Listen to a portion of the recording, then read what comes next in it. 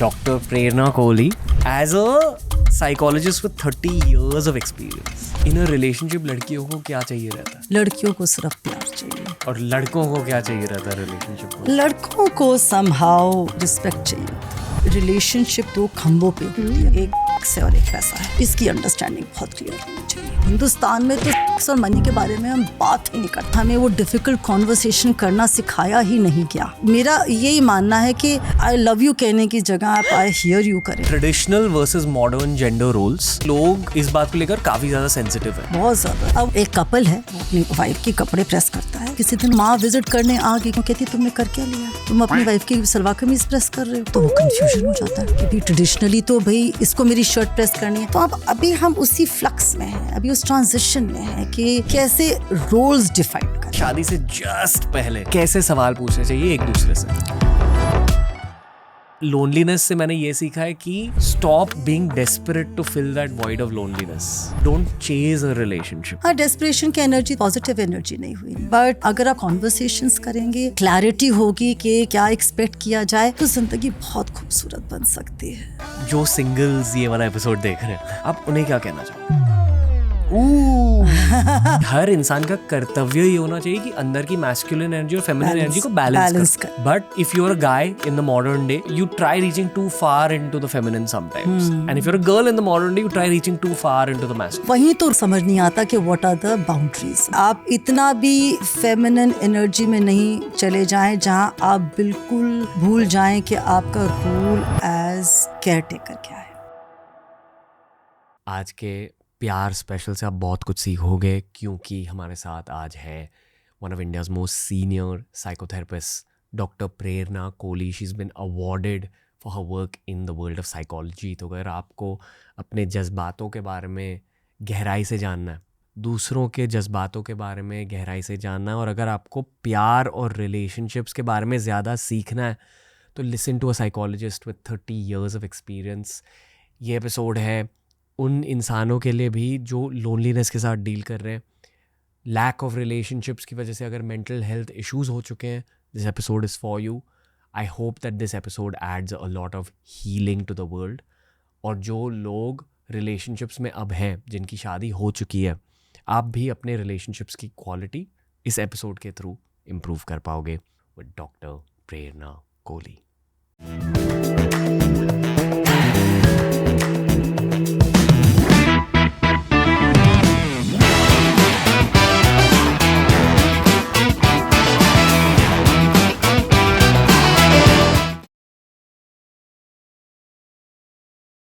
Doctor Prerna Kohli हमारे साथ है और उनके 30 सालों का एक्सपीरियंस भी हमारे साथ है। Doctor Kohli, welcome to TRS। Thank you. नमस्कार। नमस्ते।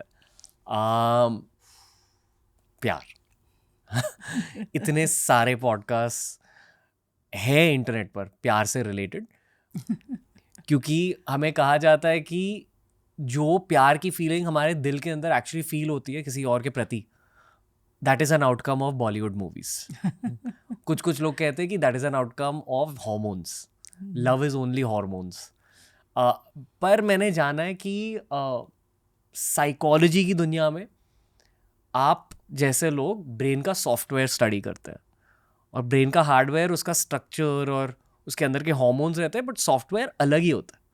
बिल्कुल। कि psychology is the software of the brain. तो उस सॉफ्टवेयर के अंदर प्यार कहाँ रहता है और प्यार का पर्पस क्या होता है एक इंसान की लाइफ के लिए? मेरे ख्याल से हर कोई इस दुनिया में आया है प्यार करने और करवाने के लिए, और पूरा ब्रेन ही का जो सॉफ्टवेयर है वो सिर्फ प्यार ही मांगता है। और मेरा सचमुच मानना है कि हर कोई इंसान प्यार के काबिल है। ये तो हमारा नज़रिया है कि हम उसे कैसे देखें। अगर हम रोमांटिक की तरह ना देखें तो हम प्यार ही करते हैं ना, अपने माँ बाप से, बहन भाई से, और अपनी सोसाइटी से, अपने काम से, अपने खाने से, अपनी किताबों से। तो प्यार ही है पूरी ज़िंदगी में, और जितना आप प्यार से अपनी ज़िंदगी को व्यतीत करेंगे उतना ही आप खुश रहेंगे, आपकी मेंटल हेल्थ बहुत बढ़िया रहेगी। तो प्यार का सबसे बड़ा यही महत्व है कि वो आपकी लाइफ को डोमिनेट करे, वो आपकी लाइफ को एक रास्ता दिखाता रहे। आप प्यार की नज़रों से अगर हर चीज़ देखोगे तो आपको हर चीज़ बड़ी खूबसूरत नज़र आएगी। आप 30 साल से लोगों की हेल्प कर रहे हो related to mental health. Yes. आपसे ये पूछना चाहूँगा कि 90s में हम्म, जो यंग लोग आपके पास आते थे मेंटल हेल्थ इश्यूज के लिए हम्म, वर्सेस जो लोग अब आते हैं, हम्म। उनमें कोई फ़र्क है, specially in terms of relationship psychology? हाँ, मैं आपको बताऊंगी कि 90s में मेरे पास बहुत सारी लड़कियां आती थी हार्ट ब्रेक लेके, और रिलेशनशिप पूरी नहीं हुई वो लेके, और किस तरह से उन्हें लगा उन्होंने धोखा खाया है या क्या उनकी एक्सपेक्टेशंस थी। बट अब मेरे पास ज़्यादा लड़के बहुत आ रहे हैं हार्ट ब्रेक लेके, तो लड़कियों से ज़्यादा? लड़कियों से ज़्यादा। तो वो जो टिश्यू पेपर रहता है वो लड़कियां कम इस्तेमाल करती हैं, मेरे ख्याल में लड़के ज़्यादा इस्तेमाल करते हैं। और मैंने रियलाइज़ किया है कि लड़के कितने सेंसिटिव हैं, कितने इमोशनल हैं, क्योंकि मेरे ख्याल से जो लड़के 90s के थे या लड़के जो अब के हैं वो उनको अब आंसू बहाने में शर्म नहीं आती। वो अपनी वनरेबिलिटी दिखाते हैं कि उनको भी दर्द हुआ है, उनको भी तकलीफ़ हुई है। और अब ये हो गया है कि जब मैं ये कहती हूँ, अब लड़कियां भी बहुत समझदार हो गई हैं, उन्हें भी मालूम है कि रिलेशनशिप किस तरफ जा रही है और कब तक उन्हें उस रिलेशनशिप में रहना है। पहले लड़कियां बिल्कुल आंखें बंद करके चलती थी उस रिलेशनशिप में, इमोशनली डिपेंडेंट हो जाती थी। अब लड़कियां भी बहुत समझदार हो गई हैं देखने में कि रिलेशनशिप प्रैक्टिकल है, कि लॉन्ग टर्म है कि नहीं, और हम अपने आप को तकलीफ़ क्यों दें। मगर हाँ, मेरे पास मेजॉरिटी जो केसेस आते हैं इस एज ग्रुप के, वो हार्ट ब्रेक से लेके ही आते हैं।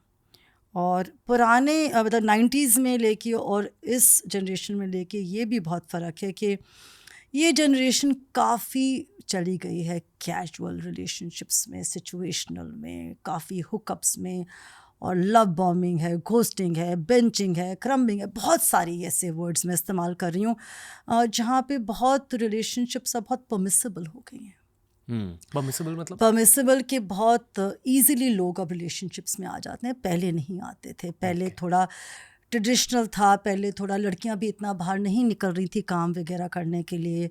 अब हर लड़की ही कहीं निकल रही है काम करने के लिए, और एक सोशल मीडिया भी है जो आपको लगता है कि ज़रूरी है आप अगर शादी का नेक्स्ट स्टेप भी लें तो आप पहले उसको अच्छी तरह से भली भांति समझ लें, रिलेशनशिप को आजमा लें, रिलेशनशिप को। बट इंटरेस्टिंग बात यह है कि 7 साल की रिलेशनशिप के बाद भी जब शादी लोग कर रहे होते हैं तब 2 दिन पहले आ जाते हैं कि भैया अब शादी करें कि नहीं। तो ये एक ऑन गोइंग प्रोसेसेस होती हैं रिलेशनशिप की। बट मेरे पास मोस्टली अगर आप रिलेशनशिप को लें, जो पहले केसेस आते थे वो इतने इंटीमेसी के साथ इन्वॉल्व नहीं थे। अब जो आते हैं बहुत ज़्यादा इंटीमेसी के इश्यूज़ को लेके हैं, बहुत ज़्यादा फाइनेंस के इश्यूज़ को लेके हैं। नहीं तो लड़कियां आंखें बंद करके कि भाई जो लड़का है प्रोवाइड करेगा। अब बहुत इक्वालिटी पे आ गया है कि दोनों तरफ इक्वालिटी होनी है। और एक और चीज़ है दैट ये जो जनरेशन नई, ये बहुत परखती इसलिए क्योंकि ये जनरेशन बहुत मी इंडिविजुअलिस्टिक, बहुत इंडिपेंडेंट जनरेशन है। माँ बाप आपको जो भी कहते रहें, मतलब आप सुनेंगे जग की, करेंगे मन की।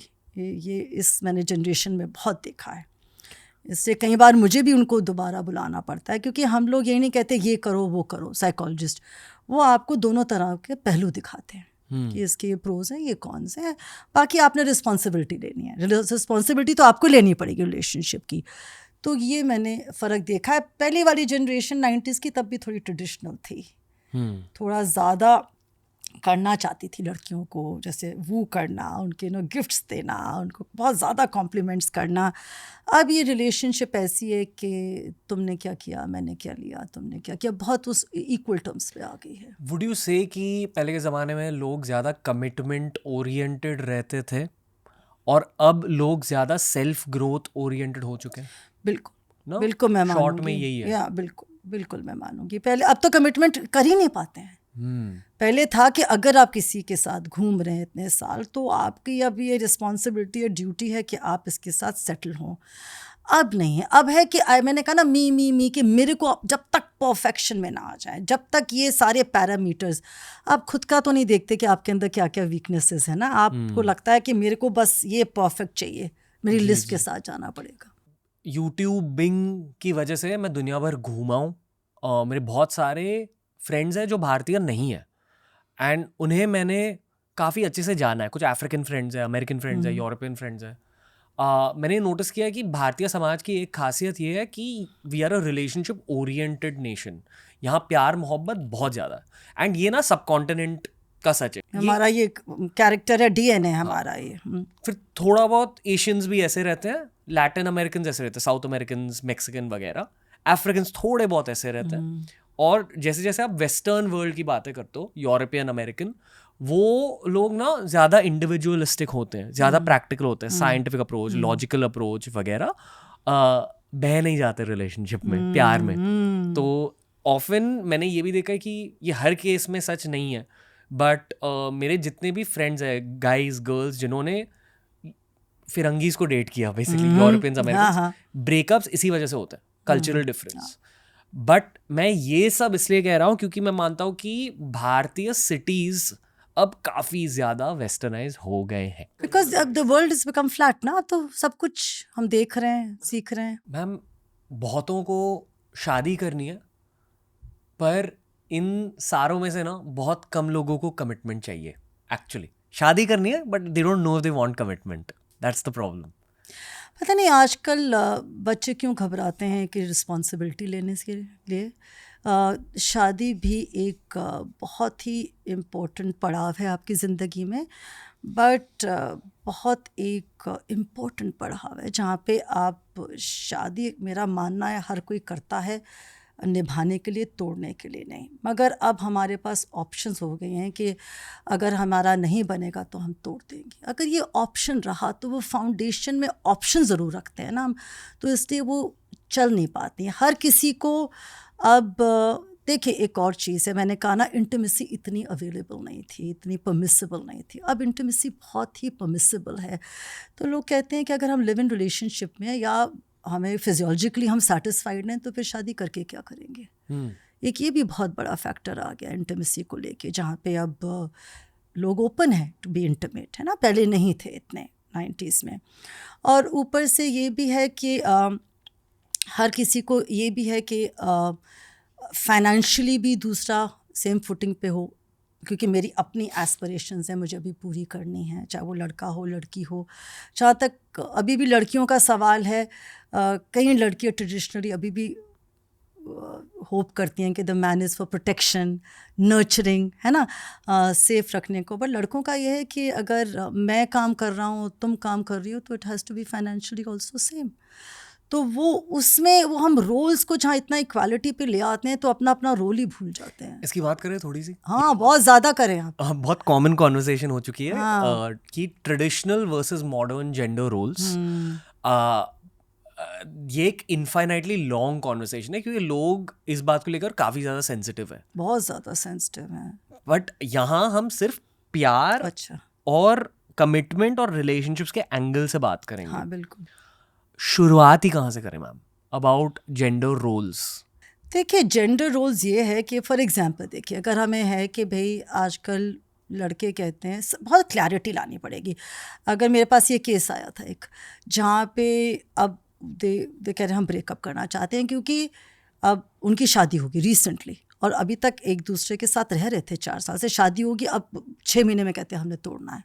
जब तक आपने सब एक्सपेरिमेंट कर लिया, आपको सब कुछ ठीक लगा, क्योंकि इतना एक बेसिक चीज़ है कि आपने कहा है कि हमारा फाइनेंशियल 50-50 है, ठीक है, तो हर चीज़ इक्वल होगी ना, हर चीज़ इक्वल करनी है। वो लड़की कहती है हर चीज़ इक्वल है तो सुबह उठ के मैं बाई के लिए दरवाज़ा क्यों खोलूं, तुम क्यों नहीं खोलते, है ना, या फिर मैं ही क्यों चाय बनाऊं, या मैं ही क्यों कपड़ा प्रेस करूं।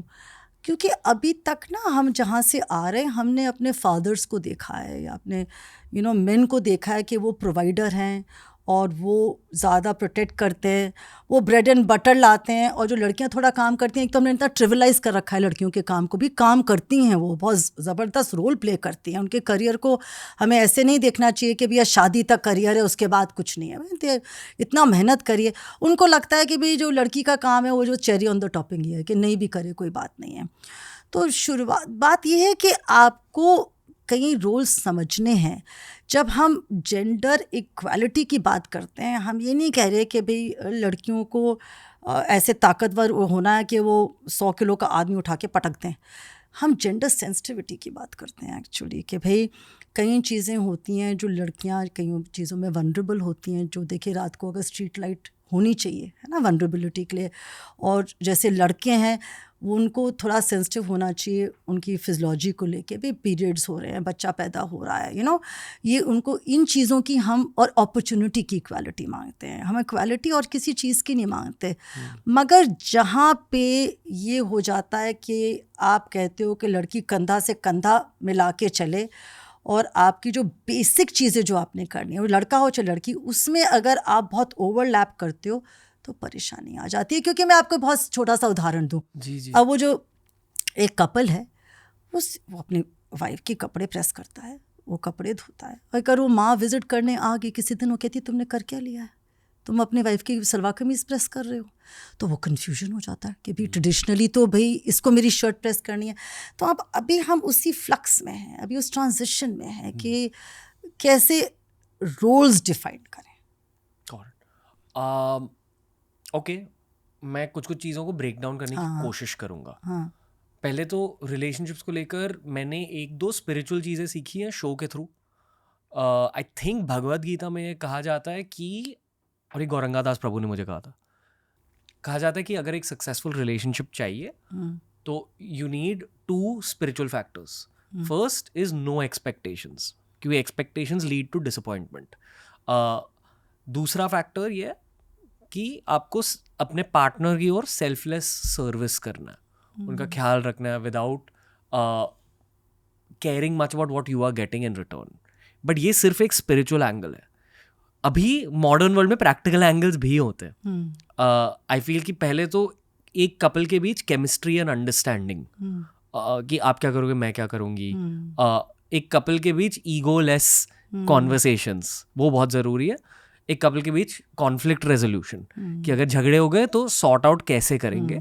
And finally long term conversations, कि बच्चे कितने चाहिए, लाइफ में कहाँ रहना है, कितने पैसे कमाने हैं, फाइनेंशियली हम रिस्पॉन्सिबिलिटीज कैसे डिवाइड करेंगे।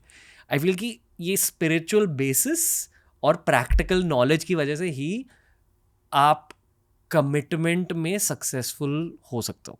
हाँ, तो ये इसके लिए हम बहुत इनकरेज करते हैं प्री मैरिटल काउंसलिंग, जहाँ पे आप बहुत क्लियरली डिफाइन करें अपने कपल गोल्स, बहुत क्लियरली डिफाइन करें अपने पेरेंटल गोल्स, बहुत क्लियरली डिफाइन करें कि फैमिलीज़ अगर है तो, अगर फॉर एग्ज़ाम्पल दिवाली है तो हर दिवाली आप इन लॉज के यहाँ जाएंगी, मतलब लड़की के इन लॉज के यहाँ जाएंगे, कि कभी कभार आप लड़की के पेरेंट्स के पास भी जा सकते हैं। क्या प्रायोरिटाइज करेंगे? मतलब ये एक सॉफ्ट कॉन्ट्रैक्ट की तरह है? नहीं, मेरे ख्याल से कॉन्ट्रैक्ट नहीं, ये एक अंडरस्टैंडिंग है। और जहाँ आप स्पिरिचुअलिटी की बात कर रहे हैं वो बहुत प्रैक्टिकल है। हम क्यों सफ़र करते हैं लाइफ में? आप कोई भी पढ़ लीजिए, कोई भी ज्ञान की किताब पढ़िए जो बड़े बोल गए हैं, या विजडम की किताब है। जब वो गैप होता है एक्सपेक्टेशंस रियलिटी में, हर लड़की समझती है कि भाई, या हर लड़का, जैसे आपने कहा कि अपने एक टाइम पे, मैं इसके कंटिन्यू करूं, कि लोनलीनेस अगर हमें ख़त्म करनी है, कई लोग सोचते हैं तो शादी कर लेते हैं। बट वो फिर लोनलीनेस शादी कर लेते हैं, वो ज़रूरी नहीं है कि वो ख़त्म होगी। आपकी एक्सपेक्टेशन है कि अगर आप लोनली हैं तो शादी कर लेते हैं, मगर ज़रूरी नहीं है ना, क्योंकि आप एक एक्सपेक्टेशन लेके जा रहे हैं। जी। वो शायद आपसे ज़्यादा एक्सपेक्ट कर रही हो कि आप ज़्यादा करें। तो एक जब गैप होता है एक्सपेक्टेशंस रियलिटी में, और एक कम्युनिकेशन ब्रेकडाउन बहुत हो जाता है। देखिए, मेरा मानना है कि रिलेशनशिप एक 2 खंभों पे होती है, अगर हम शादी तक भी नहीं पहुंचते। और शादी का भी एक मूल्य होता है, जो 2 खंभे पे जो घर खड़ा है, एक बॉलीवुड स्टाइल साउंड करता है, बट एक से और एक पैसा है। इसकी अंडरस्टैंडिंग बहुत क्लियर होनी चाहिए। क्योंकि ये कॉन्वर्सेशंस पैसे के बारे में, सेक्स के बारे में, यहाँ तक कि आप डेथ के बारे में हम लोग नहीं करते। हिंदुस्तान में तो सेक्स और मनी के बारे में हम बात ही नहीं करते। हम बड़ा ऑकवर्ड सा फील करते हैं, है ना, थोड़ा सा शाय फील करते हैं, और सेक्स के बारे में भी हम कम्युनिकेट नहीं कर पाते। फिर क्या होता है जब इसकी चीज़ों के अंदर मिसअंडरस्टैंडिंग आ जाती है। देखिए, कईयों के यहाँ बहुत वेल टू डू हैं, मगर कोई एडिक्शन है चल रही, या कोई एक्स्ट्रा मैरिटल अफेयर चल रहा है, वो इंसान इतना कंफर्ट में, वो कहता है कोई बात नहीं, बट वो हेल्दी रिश्ता नहीं हुआ। जहाँ आप कहते हैं बहुत अच्छी इंटीमेसी चल रही है, बट हर चीज़ रिजॉल्व वहाँ नहीं होती है। प्रैक्टिकल भी ज़िंदगी में जीना है, और जब वहाँ पे हम, जो मैं कहती हूँ कि हमें वो डिफ़िकल्ट कॉन्वर्सेशन करना सिखाया ही नहीं गया, तो जहाँ पे वो कॉन्वर्सेशन नहीं आती और कम्युनिकेशन ब्रेक डाउन हो जाता है, तो फिर तो हम दूर दूर होते जाते हैं, क्योंकि फिर हम अपनी दुनिया में अज्यूम कर करके ही ज़िंदगी काट रहे होते हैं। हमारी अजम्पशंस पे चलती रहती हैं, और फिर हम एक्टिवली एक दूसरे को सुनते भी नहीं हैं। और फिर मेरा यही मानना है कि आई लव यू कहने की जगह आप आई हियर यू करें। अगर आप एक दूसरे को अच्छी तरह से सुनेंगे तो समझेंगे, क्योंकि जो भी मैं आपको बता रही हूँ वो सिर्फ टिप ऑफ द आइसबर्ग होगा, क्योंकि मेरी हिम्मत ही नहीं हो रही है आपको बताने की एज अ पार्टनर, क्योंकि मुझे वो आता ही नहीं है कि आप नाराज़ हो जाएंगे या रिलेशनशिप ख़राब हो जाएगी। एंड वो ट्रू लड़कों के लिए भी होता है, लड़कियों के लिए भी होता है। तो एक एक्टिव लिसनिंग आनी और उस पर रिएक्ट ना करना, रिस्पॉन्ड करना बहुत दूर लेके जाता है रिलेशनशिप को। और हनीमून पीरियड तो बहुत जल्दी ख़त्म हो जाता है, इतनी रिसर्च हमने करी हुई है। हनीमून पीरियड क्यों ख़त्म हो जाता है किसी रिलेशनशिप का, रणवीर? वो तब ख़त्म हो जाता है जब हमें होता है कि इसके अंदर मेरे लिए क्या है, जो आप कहते हैं ना unconditional love, act of service, giving. जब तक आप रिलेशनशिप में देते रहेंगे खुशी से, बहुत ज़बरदस्त चलेगी। अभी तक चल रही है बड़ी लोगों की हनीमून पीरियड, 50 साल हो रहे हैं शादी को, है ना। क्यों? क्योंकि आप ये नहीं सोचते कि मैंने ये किया तो मुझे क्या मिल रहा है, मैंने ये किया मुझे क्या मिल रहा है। और जब तक रिलेशनशिप ऐसे नहीं हो सकती, जब तक रिलेशनशिप आपने होनी है तो ऐसे होनी है। फ्लेक्सिबिलिटी, खलील जिब्रान कहते हैं कि उसमें गैप्स लाइए, उसमें पेशेंस उसमें होगा, उसमें इनकरेजमेंट होगी, उसमें सपोर्ट होगी। कितनी ब्यूटीफुली मूव करेगी वो रिलेशनशिप कंट्रोलिंग, जकड़ना नहीं होता, ओनरशिप नहीं होता। रिलेशनशिप होता है जब, मुझे कई लोग कहते हैं कि भी तुम बिल्कुल बदली नहीं हो शादी के इतने सालों बाद। तो रिलेशनशिप है ना कि एक फ्रीडम है। हर इंसान रिलेशनशिप में फ्रीडम ढूंढता है कि वो कर सके जो करना चाहता है, पहन सके जो पहनना चाहता है, बोल सके जो बोलना चाहता है, कि उसे कोई ये ना बताए कि क्या करना चाहिए, क्या होना चाहिए। जब हम रिलेशनशिप में आते हैं ना, और जब बहुत क्लोज हो जाते हैं, तब आपको पता चलता है आपके अंदर क्या क्या कमियां हैं। जब आपका पार्टनर आपको क्रिटिसाइज ही करता रहता है, नहीं तो घर वाले तो आपको बड़ी वाह वाह कर रहे थे। तो रिलेशनशिप बहुत ही एक पौधे की तरह है, जहाँ आपको रोज़ नर्चर करना पड़ेगा। आप उसको नहीं ग्रांटेड ले सकते, चाहे वो आपकी सिंपल से सिंपल फ्रेंडशिप से क्यों ना हो। मैं कहती हूँ कैजुअल रिलेशनशिप में भी तो इम्पैक्ट डालिए एक इंसानियत का, है ना। तो रिलेशनशिप तो बहुत नर्चरिंग चाहिए। तो बेसिकली 2025 का सच ये है कि समाज ज़्यादा सेल्फ ग्रोथ ओरिएंटेड बन चुका है। उसकी डाउनसाइड ये है कि लोग ज़्यादा सेल्फिश बन चुके, लड़के और लड़कियां दोनों। इस वजह से बहुत सारे लोग कमिटमेंट से डरते हैं, बट सोशल मीडिया के ज़माने की वजह से हर किसी को शादी करनी है, हर किसी को एक रिलेशनशिप चाहिए जो सोशल मीडिया पर शो ऑफ कर पाए थोड़ी सी।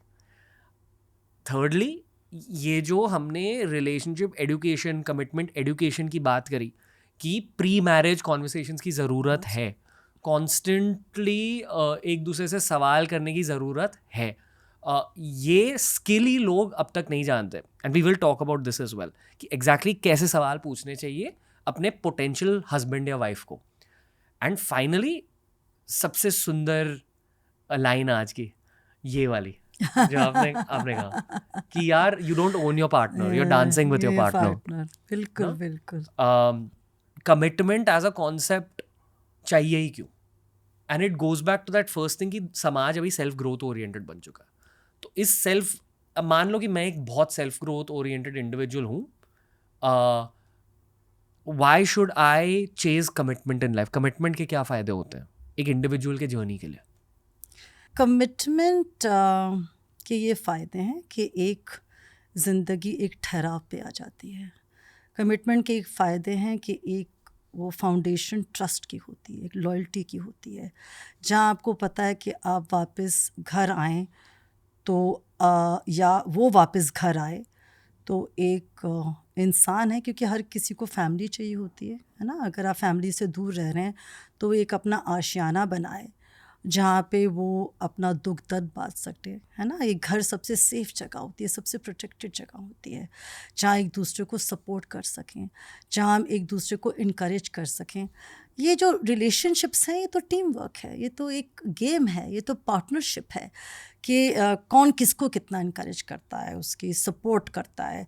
हम शादी करते ही क्यों हैं, क्यों करते हैं, और बहुत क्लियरली जानना चाहिए कि आप शादी करते हैं ज़िंदगी में वैल्यू ऐड करने की। आप 1 और 1 2 नहीं हो जाते, आप 1 और 1 11 हो जाते हैं, वाह। कि जिससे आप आगे अपने जितने भी गोल्स हैं उसके गोल्स हैं, अपनी दोनों शक्ति के साथ, अपनी करेज के साथ आगे बढ़ें ज़िंदगी में और कंट्रीब्यूट करें ज़िंदगी में चीज़ें करने का। कितनी एम्बिशंस होती हैं। मैंने कहा कि अगर एक भी इंसान आपके पीछे खड़ा हुआ आपको अगर वाह वाह या शाबाशी दे रहा है, एक इंसान ही बहुत है आपकी ज़िंदगी में। अगर वो जेन्युइन है, ऑथेंटिक है और आपको उसकी बातों पे यकीन है। कमिटमेंट इसलिए चाहिए कि अल्टिल आपने सोच लिया कि मैं सारी ज़िंदगी अकेले काट लूँगा। There is no right and wrong, मगर ये नहीं होना चाहिए कि 20 साल के बाद आप रिग्रेट करें कि मुझे बच्चा चाहिए था और मैंने नहीं लिया। अब ये भी ऑप्शन से आप अडॉप्ट कर सकते हैं। कहीं कहते हैं बच्चे करने ही नहीं है, कहीं कहते हैं हमने डॉग्स रखने हैं, कईयों को लगता है कि एक हम सफ़र हो, एक आपके साथ हो और आप ना वो लाइफ एक्सपीरियंसेस के साथ बढ़े हों।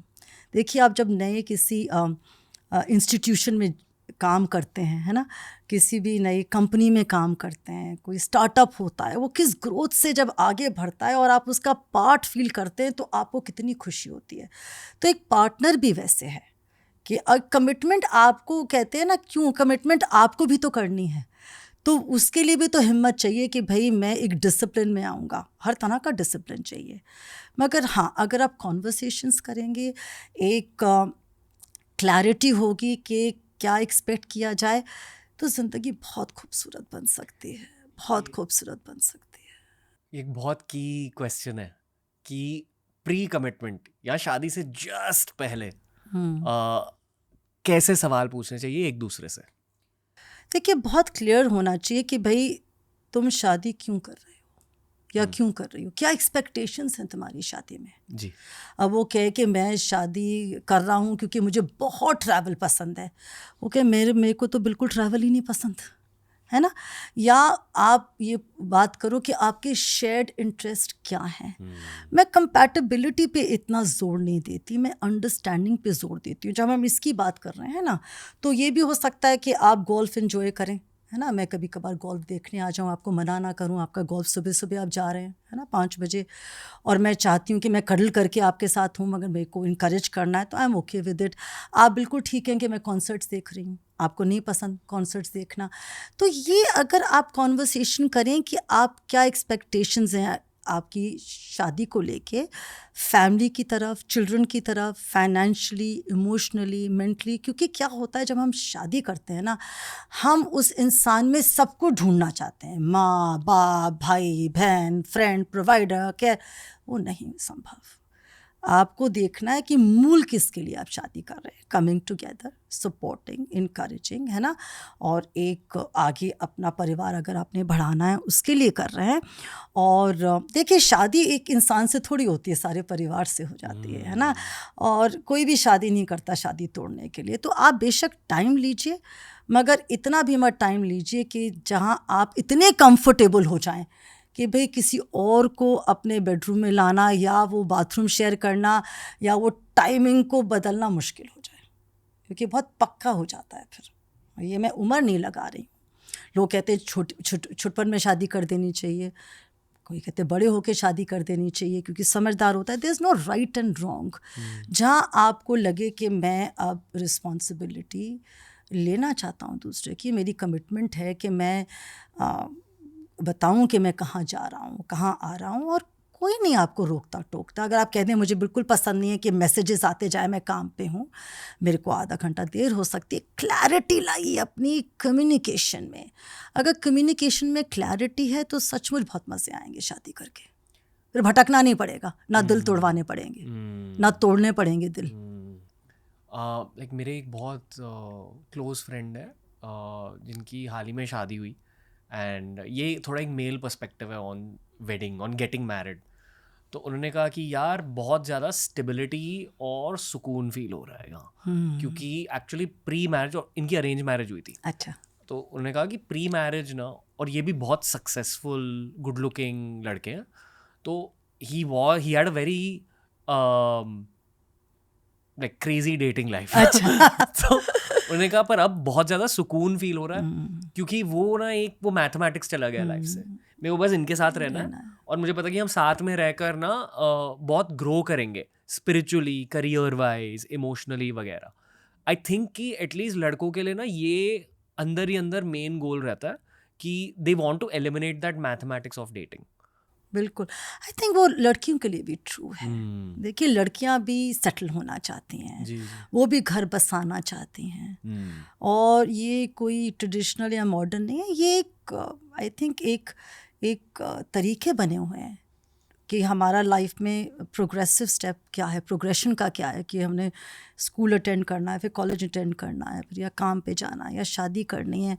और अगर हम मेंटली प्रिपेयर्ड हों कि भाई ये शादी मुझे, अगर आप लव मैरिज कर रहे हैं या आपने कॉन्वर्सेशन करनी है कि निभानी है, और थोड़ा सा बिगर पर्सन बनना है, दिल बड़ा रखना है, थोड़ी चीज़ें इग्नोर कर देनी है, मूड समझने की कोशिश करनी है। शुरू में जब आपकी शादी होती है, आप कितना भी जाने हो, रोल बदल जाते हैं ना, तो आपको लगता है कि अब ये ज़्यादा मेरे साथ क्वालिटी टाइम नहीं स्पेंड कर रहा है ना। तब तो डेटिंग थी, अब पता है कि इंसान है, तो फिर वो आप संडे को भी जा सकते हो, रोज़ तो शाम को घूमने की ज़रूरत नहीं। अगर थोड़ा सा आप समझें कि चेंज आएगा, क्योंकि चेंज ही कॉन्स्टेंट है। और लव लैंग्वेजेस समझनी बहुत ज़रूरी है एक दूसरे की। कईयों को होता है कि भाई क्वालिटी टाइम नहीं तो मुझे गिफ्ट ही ला दो, है ना। और कईयों को होता है नहीं, मेरा बस हाथ पकड़ लो, है ना। कईयों को होता है कि भाई मुझे कॉम्प्लीमेंट्स दो, है ना। वो लड़का लड़की दोनों में होता है। कईयों को होता है कि म्यूज़िक उनकी लव लैंग्वेज है, कि इकट्ठे म्यूज़िक सुन रहे हैं या इकट्ठे पिक्चर देख रहे हैं, तो कुछ नहीं, एक डिश इकट्ठे बना रहे हैं। बहुत ज़रूरी है, जब मैं कहती हूँ कपल गोल्स रखिए, कि आप इकट्ठे क्या क्या कर रहे हैं, आपका कैलेंडर क्या है 2025 का टिल दिसंबर, कि हम इकट्ठे, वो एक कांस्टेंट खुशी से रहती है कि अच्छा ये नहीं हुआ हम जाने वाले हैं, वो नहीं हुआ वो कॉन्सर्ट आने वाला है, वो नहीं हुआ चलो मम्मी को मिले आएंगे। तो एक ना आप छोटे छोटे जहाँ ऑब्स्टिकल आ जाते हैं, जब लड़की भी बिज़ी है या नहीं छुट्टी ले सकती, या वो लड़का भी बिज़ी है, आपको पता है कि एक और गोल है। तो जब आपका कैलेंडर होगा, you know, it is a project, ये कोई मजाक नहीं है शादी, ये नर्चरिंग की ज़रूरत है। अगर आप इंडोर प्लांट ले आएँ और समझे अपने आप ही ये ग्रो करता रहेगा, आपको पानी डालना पड़ेगा, उससे कभी कभी प्यार से बातें भी करनी पड़ेंगी। तो मेरा ये मानना है कि एक दूसरे को ज़रूर कॉम्प्लीमेंट करते रहिए। ये मत सोचिए कि मैं अब आई लव यू एक बार बोल दिया फिर क्या करना, अरे रोज़ बोलिए आई लव यू, रोज़ हक करिए भाई, है ना। तो वो कांस्टेंट रखिए, वो जोश रखिए कांस्टेंट, वो तो आपके ऊपर है। जहाँ आपको ग्रांटेड सा ले लेते हैं, तो वहाँ पे आपकी स्पिरिट भी डिम हो जाती है। और एक्सपेरिमेंट करिए नई नई चीज़ों के साथ, ओपन रहिए कि आपको अगर कोई सुझाव दे रहा है कि चलो ये ट्राई करते हैं, या आपको दूसरी तरफ से सुझाव मिल रहा है कि चलो हम ये एक्सपेरिमेंट करते हैं, करिए, क्या वर्स होएगा, नहीं एंजॉय करेंगे। बट आजकल तो इकट्ठे होकर लोग रग मेकिंग कर रहे हैं कपल्स, है ना, पॉटरी कर रहे हैं, लड़कों ने कभी सोचा ही नहीं था ये चीज़ें करेंगे, और बहुत बाखूबी से कर रहे हैं और बहुत एंजॉय कर रहे हैं, क्योंकि उसकी भी एक आउटकम नज़र आ रही है। तो जहाँ पे कपल्स के बच्चे भी हो जाते हैं, वहाँ पे भी याद रखिए कि पेरेंटिंग गोल और होते हैं, कपल गोल्स और होते हैं, उनको मिक्सअप मत करिएगा। आई थिंक शादी एक बहुत सुंदर सा कॉन्सेप्ट है, बहुत सुंदर एस्पेक्ट है ज़िंदगी का। पर मैं ये भी कहना चाहूँगा स्पेशली मेरे जनरेशन के लोगों को, कि मैंने एक बहुत की क्वेश्चनर जाना है मेरे एक मेंटर से। वो अमेरिकन है, उनका नाम है कैलिब फ्रैंकलिन, इंडिया में रहते हैं, तो थोड़े से मिक्स्ड मेंटालिटी वाले हैं वो। बट उन्होंने मेरे को एक बहुत तगड़ी चीज़ कही। उन्होंने कहा कि जब आप सोचो कि किसी से शादी करनी है, तो उनसे ये 4-5 सवाल पूछो। उन्होंने कहा कि पहले ये पूछो कि what is your viewpoint on finances and dividing it. Second question, कितने बच्चे चाहिए. Third question, old age की visualization क्या है आपकी. एंड फोर्थ क्वेश्चन, ये अनफॉर्चुनेटली ना एक मॉडर्न सवाल बन चुका है कि are you okay being committed to me from an intimacy perspective. Yes. ये एक बहुत की क्वेश्चन बन चुका है आज भारत में. And I think fifth ये भी कि your family, my family, what are our priorities there? Priorities बड़ी clear होनी चाहिए. आप expect अगर कर रहे हैं कि लड़की ही करती रहेगी आपके पेरेंट्स को, उसकी भी रिस्पॉन्सिबिलिटी अपने पेरेंट्स की तरफ है. अगर हर चीज़ इक्वालिटी में हो रही है तो वो मेरे ख्याल से जितने आप अपने जो कार्ड्स कहते हैं खुले रखें और ट्रांसपेरेंट होइए, जितना जेन्युइन हो, और अगर आप शुरू से टोन सही रखते हैं वो एक्सेप्ट हो जाती है. बाद में जब आप उसमें बदलाव लाते हैं वो एक्सेप्ट नहीं होती, क्योंकि आपने उस टोन पे जो आपने स्ट्राइक करी है कि भाई ये है, तो इंसान उसी पे ट्रस्ट करके आगे बढ़ता है. जी. तो finances, intimacy, family, children, because लोग बहुत क्लियर हैं कि वो करना चाहते हैं कि नहीं, बच्चे वो फैमिली के साथ रहना चाहते हैं, नहीं रहना चाहते, या वो पैसे शेयर करना चाहते हैं. कई लड़कियां ऐसी भी हैं, my money is your money, my money is my money, है ना. और कईयों को होता है कि बिल्कुल वो 50-50 डिवाइड करती हैं. तो ये बहुत ही, there is no right and wrong. मगर अगर क्लैरिटी हो तो फ्रस्ट्रेशन नहीं होती, फिर एक हेल्पलेसनेस, होपलेसनेस नहीं होती, फिर आपके वो एंगर इश्यूज़ नहीं आते, फिर आप कंट्रोलिंग बिहेवियर नहीं करते जहाँ आप पावर प्ले करते हैं और आप इंटीमेट होते ही नहीं हैं, क्योंकि वो आपके हाथ में. लाइक कहते हैं कि anger is an outcome of reality not meeting your expectations. यानी कि कुछ एक्सपेक्ट किया था, असलियत में और कुछ हो गया, और इस वजह से दिल में गुस्सा फील हो रहा है. आई फील एंगर को तो मैं ऐसे लेती हूँ कि anybody who conquers you, you know, anger is that. Anybody who conquers you angers you. तो वो आपके हाथ में, गुस्सा तो आपके हाथ में है. आप कैसे उस सिचुएशन को उसके पॉइंट ऑफ व्यू से समझें, थोड़ा एम्पैथेटिकली समझें, थोड़ा कंपैशन रखें, थोड़ा एक बड़ा इंसान होके समझें, उस पर सार्काज़म नहीं लाएं, तानी नहीं लाएं, और जब कब माहौल वो बदल जाए उसके बारे में ज़रूर बात करें, जिससे वो रिपीट नहीं हो, जिससे आप उस चीज़ को नॉर्मलाइज ना करें. क्योंकि अगर आप उस चीज़ को, जो इवेंट हुआ है, आपने नॉर्मलाइज कर दिया, तो दूसरा तो समझेगा कि आपको ठीक लगा है, उसकी गलती नहीं है. तो मेरा ये मानना है कि थोड़ा सा इसमें एक चुप 100 सुख उस टाइम, और थोड़ा अगर आप धैर्य से, मैच्योरिटी से, प्यार से उसी बात को कहेंगे. बात कहने की बात है, आप लड़के भी कह सकते हैं, प्यार से भी कह सकते हैं, वो चॉइस आपकी. जितना प्यार से कहेंगे और प्यार बढ़ाएंगे, प्यार को प्यार चाहिए. वाह, ओके. काफ़ी कुछ जाना है मैंने रिलेशनशिप साइकोलॉजी के बारे में इस शो के थ्रू. तो ma'am please add to what I am saying, या correct me if you feel I am saying something wrong. ये भी एक बहुत मॉडर्न आउटलुक ऑन रिलेशनशिप्स है, ठीक है. तो मैं, मेरे एज के लोग ना हमेशा रिलेशनशिप्स के बारे में ही बात करते हैं, और सारे ये मानते हैं कि a successful relationship is one where you enjoy doing the same things or some similar things. Second, where you enjoy some kind of spiritual intimacy, यानी कि physical और intellectual intimacy के beyond. और वो या तो पूजा पाठ, meditation, वो सब हो सकता है, या social work together, वैसे कुछ हो सकता है. And the third, और ये थोड़ा सा मुश्किल है, but the third is one where you have a child that is not biological but creative. यानी कि साथ में कुछ क्रिएटिव करना, और वो क्रिएटिव चीज़ आपके बच्चे की तरह बन जाती है. Some kind of creative work done together, which could be as simple as building a house. Building a house, or maybe having a dog, or maybe you know, taking up your right any project.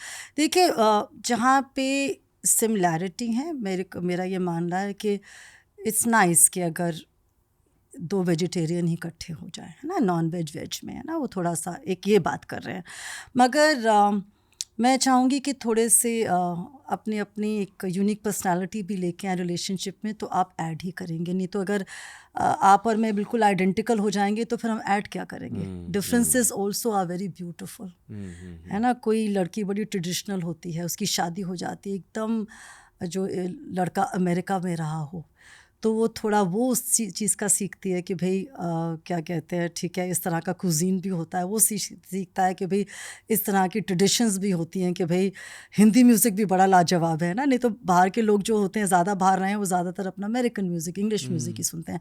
तो मेरा ये मानना है कि वो जब आपके साथ कुछ सिमिलर चीज़ें हों और कुछ ना सिमिलर हो तो आप ऐड ही करोगे। जैसे अगर आपको हिंदी आती है और आप किसी गुजराती से शादी कर लेते तो आप वो लैंग्वेज सीखोगे, अगर उसे हिंदी भी आती है तो वो एडिशन भी ज़रूरी है, ये मेरा मानना है। स्पिरिचुअलिटी तो बहुत ही इम्पोर्टेंट पार्ट प्ले करती है। अगर आप ट्रेडिशंस को मानते हैं, अगर पूजा पाठ इकट्ठे करते हैं तो एक एक्ट इकट्ठे कर रहे हैं, आप इकट्ठे उसके बारे में सोच रहे हैं, तो वैसे ही आपका एक कमिंग टुगेदर बहुत बड़ा हो जाता है। स्पिरिचुअलिटी तो बहुत सिंपली है कि पहले आप अपने आप से कनेक्ट करें और फिर अपना कनेक्शन दूसरे की तरफ बढ़ाएं। मेरे मायने में तो spirituality is caring, sharing and playing fair the game of life. और जहाँ मैं अपने आप से निकल के थोड़ा उसके बारे में एम्पथाइज़ करूँ, थोड़ा दिल बड़ा रखूँ, सपोर्ट करूँ, और वो भावना जब आती है तो फिर आप बहुत सारे एक्ट ऑफ सर्विस करते हैं। जैसे आपने कहा, थोड़े भंडारे कर लिए, थोड़े एनजीओ का काम कर लिया, अपना चाहे टाइम दिया, चाहे आपने अपनी एफ़र्ट दी, चाहे आपने अपने स्किल दी इकट्ठे, है ना, तो वो हो जाता है। और जहाँ तक लोगों का मानना है कि वो बच्चे करना चाहते हैं या नहीं करना चाहते, ऐसे भी मेरे पास कपल्स आते हैं, चाहे लड़की 3 बच्चे करना चाहती है ना, कहीं ऐसे भी कपल आते हैं कि हमने डॉग्स को टेक ओवर करना है या हमने ये प्रोजेक्ट इकट्ठे बनाना है। ये बहुत अगेन ये बहुत ही इंडिविजुअलिस्टिक कपल अंडरस्टैंडिंग होती है। और ये बात आप जितनी क्लियर करें, अब कई बार ये होता है कि वो लड़की कहती है मैंने बच्चा नहीं करना है, और फिर बाद में 2 साल बाद बहुत डिफरेंसेस हो कि नहीं मुझे बच्चा चाहिए, वो कहती है मैंने तो पहले ही बोल दिया था। तो उस पर वापस अगर आप, मैंने कहा ना, टोन सही रखिए, जेन्युइन होइए, कंसिस्टेंसी लाइए अपनी बातचीत में, ट्रस्ट बहुत ज़रूरी है। ट्रस्ट पे तो है आज की तारीख में मेरे ख्याल से बहुत रिडंडेंट हो गया। अगर मैं पूछूं कि रणवीर आप कितने लोगों से आई लव यू कह सकते हैं, तो आप बता देंगे बहुत सारे लोग होंगे। और मैं आपसे बोलूं कितने लोगों को आप ट्रस्ट करते हैं, आप 2 मिनट सोचेंगे। तो मेरे ख्याल से the highest compliment in a relationship you can get is not I love you, it's I trust you. क्योंकि वो रिलायबिलिटी के ऊपर, वो कंसिस्टेंसी के ऊपर है कि वो हर बार वो इंसान उस पर खरा निखरेगा जो अपनी बात है। वाओ, एंड ट्रस्ट कमाया जाता है।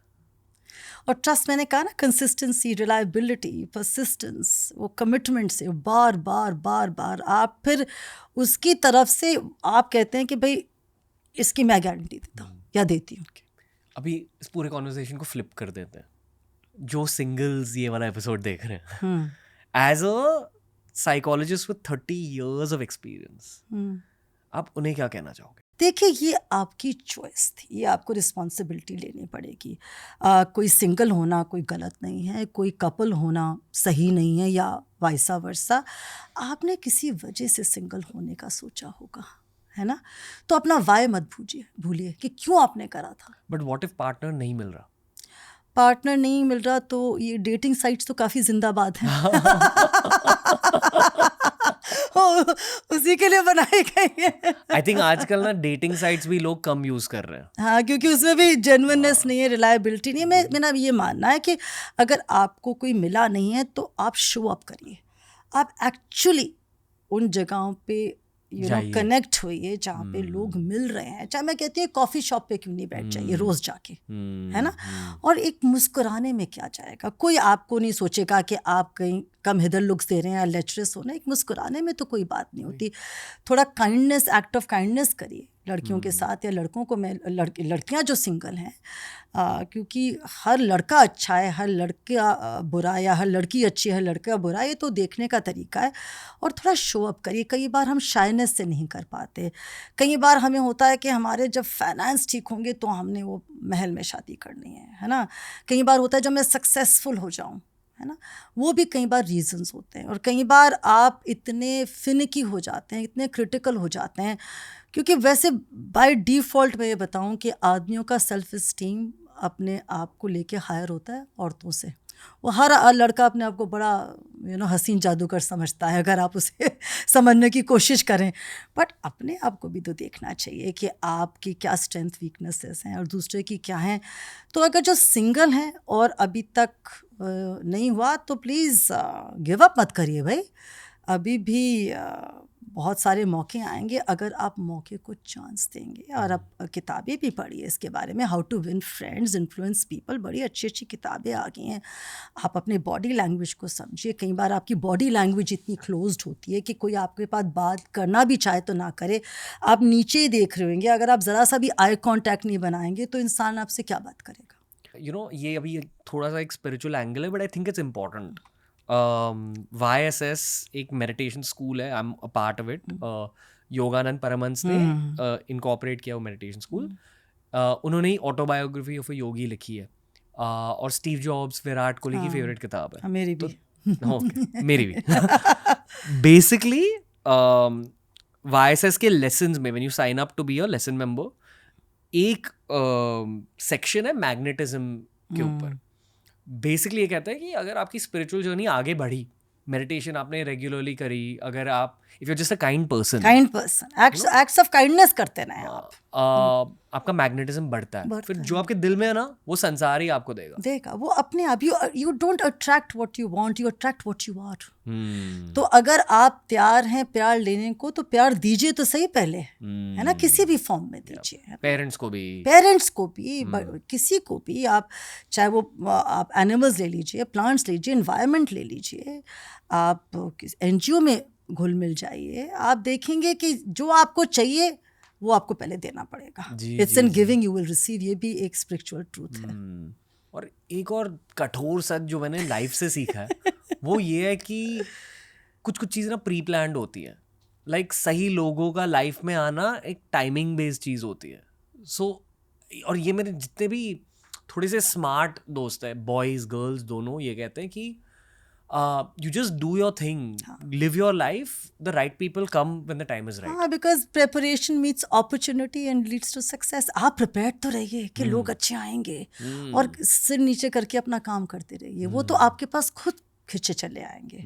What you seek seeks you ना, ये तो आपको मालूम है। जो आप ढूंढ रहे हैं वो तो फिर आपको भी ढूंढ रहा है। आप ढूंढिए तो सही, आप अपना दिल तो खुला रखिए। I think it begins with acceptance कि ठीक है यार, लोग एक्सेप्ट ही नहीं करते। नहीं, देखिए कोई भी आप रिलीजियस बुक पढ़िए, वो बहुत सब वाइज किताबें हैं, वो कहते हैं, हमारी एक ही लाइन मुझे समझ में आई है, आप भगवत गीता ले लीजिए, आप कुरान ले लीजिए, आप कोई भी किताब ले लीजिए ना जो रिलीजियस हैं, वो यही कहते हैं कि you suffer because you do not accept your reality. आप अपनी रियलिटी को एक्सेप्ट करिए और फिर देखिए कि इसके बारे में मैं क्या कर सकता हूँ, क्योंकि आप ही अपने आप को रेस्क्यू पे लाएंगे, कोई ला ही नहीं सकता। हम भी बैठे हैं सजेशंस देने को, गाइड करने को, मेंटोर करने को, कोच करने को। एक्शन तो आपको ही लेना पड़ेगा। मतलब मैम, मैं मानता हूँ कि कुछ फौजी बहुत ज़्यादा स्पिरिचुअल होते हैं उनके जॉब की वजह से, स्पेशली स्पेशल फोर्सेस के फौजी, और बहुत सारे स्पेशल फोर्सेस के वेटरन्स आए हैं शो पर। उनमें से ना मेरे फेवरेट ही ना, आई थिंक इंटरनेट के फेवरेट है मेजर विवेक जेकब, और वो मेरे दोस्त भी है, एंड ऑफ कैमरा बहुत सारे कॉन्वर्सेशंस हुए हैं उनके साथ। एंड आई थिंक कि वो भी ज़िंदगी को एक बहुत स्पिरिचुअल पर्सपेक्टिव से देखते हैं।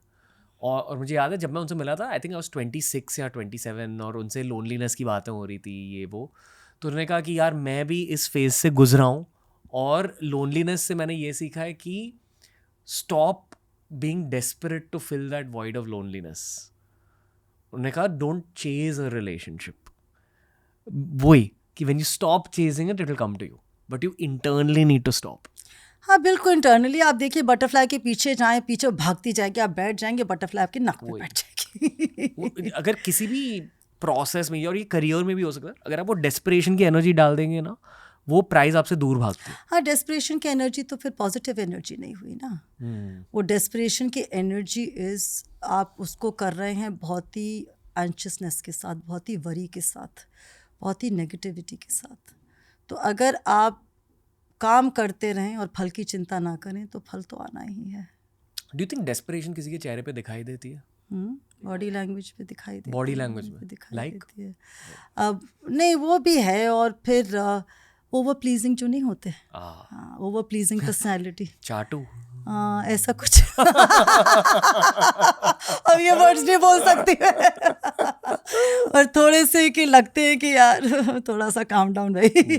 डेस्परेशन की एनर्जी ना एक्चुअली एक नॉर्मल ह्यूमन टेंडेंसी है, बट ये लाइफ में अनलर्न करनी होती है। वो आ जाती है, आपके चेहरे से झलकने लग जाती है। अब तो हम इतना पढ़ लिए हैं इंटरनेट के थ्रू, है ना, बहुत अच्छी अच्छी चीज़ें भी इंटरनेट पे आती हैं। हम पढ़ लिए हैं कि क्या कहते हैं क्या डेस्परेशन की लुक होती है, क्या नहीं लुक होती है। बट जब मैं इंटरनेट की बात करती हूँ तो मैं ज़रूर कहूँगी अपने रिलेशनशिप्स को इंटरनेट इंस्टाग्राम के माध्यम से मत देखिए, क्योंकि मेरे पास तो ज़्यादातर वो इंस्टाग्राम वाले ही आ रहे होते हैं। ओहो, थैंक गॉड मैं यूट्यूब वाला हूँ। नहीं, मेरा ये कहने का मतलब है कि वो बहुत एंजाइटी में रहते हैं, वो बहुत रहते हैं कि अब उनका नेक्स्ट लाइक होगा कि नहीं, उनको लोग पसंद करेंगे कि नहीं, क्योंकि उनकी दुनिया उसी एक इकोसिस्टम में आ गई, उस बबल में आ गई है, वो उनकी दुनिया बन गई है, माया। वो उस माया में। और देखिए मुझे जब स्पेशली ये मटेरियलिज्म है या कैपिटलिज्म आप कहते हैं, जहाँ रिलेशनशिप में होता है कि आप दूसरे को गोड करते हैं एम्बिशन करने का कि भी मुझे वो गाड़ी चाहिए, है ना, लड़की कहती है या लड़का कहता है तुम और करो काम जिससे हमें वैसा घर बनाना है, हमने वो जाना है उस ट्रिप पे क्योंकि इंस्टाग्राम पे दिख रहा है। तो देखिए वो इंस्टाग्राम पे कितना सच है क्या नहीं सच वो तो मुझे मालूम है, और उन पे क्या गुजर रही है वो करने के लिए रोज़ वो मुझे मालूम है। तो प्लीज़ फॉलो ना करें। इंस्टाग्राम पे बहुत बढ़िया चीज़ें हो रही हैं, बहुत ज़बरदस्त कंटेंट है जो आपको इतनी चीज़ें सिखाता है, चाहे वो कुकिंग हो, चाहे वो गार्डनिंग हो, चाहे वो आर्ट हो, चाहे वो क्राफ्ट हो, चाहे वो ट्रैवल हो। बेस्ट चीज़ें लीजिए। ये गाड़ी दिखाना, ये चश्मा दिखाना, ये तो बचपन में नहीं दिखाते थे रणवीर, जो बच्चे छोटे होते जिनको हम समझाते थे कि मेरा टिफ़िन देख या मेरी कपड़े देख, ठिंगा दिखाने वाली बात है। तो ये एक अच्छी अप्रोच नहीं है एक इंसान के लिए कि आप क्या दिखा रहे हो, मेरी गाड़ी देख, ठिंगा तेरे पास नहीं है, यही दिखा रहे हो ना। तो इससे थोड़ा सा हमें थोड़ा हटना चाहिए और हमें भी कैरिड अवे नहीं होना चाहिए, क्योंकि आप सिर्फ वो ही देख रहे हो, आप ये नहीं देख रहे कि पीछे क्या क्या और इश्यूज हैं।